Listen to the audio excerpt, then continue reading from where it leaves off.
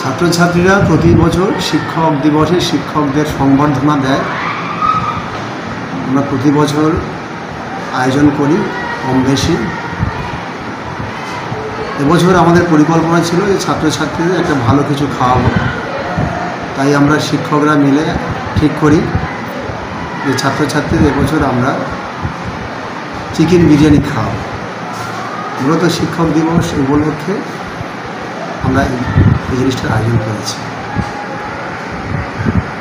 এখানে কতজন ছাত্রছাত্রী খাওয়া দাওয়া করায়? আমাদের ছাত্রছাত্রী 5 to 12 ধরলে প্রায় 1,500। তার মধ্যে 12-এর ছাত্রছাত্রীরা তারা থার্ড সামেটিভ পরীক্ষা দিচ্ছে। তারা অল্প সংখ্যক স্টুডেন্ট এসছে 12-এর।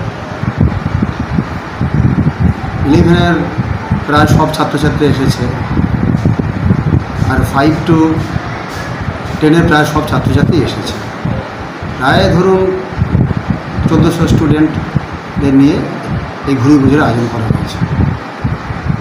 বছরের কোনো পরিকল্পনা নেই আপাতত। আগামী বছরে আবার আলোচনা করব টিচারদের সঙ্গে বসে, সেখানে যদি কিছু করার হয় করব।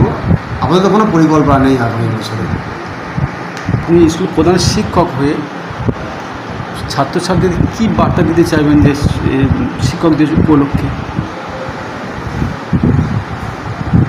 শিক্ষক দিবসে ছাত্রছাত্রীরা শিক্ষকদের সংবর্ধনা দেয়, তারা সেখানে শপথ নেয়। তাদের তো আমরা বার্তা দিয়েছি সেই দিনে যে তোমরা মানুষ হও, বড় বড় স্বপ্ন দেখো এবং সেই স্বপ্নটাকে সফল করার জন্য তোমরা পরিশ্রম করো। আমরা এই বার্তাটা দিই। আপনার নামটা বলুন।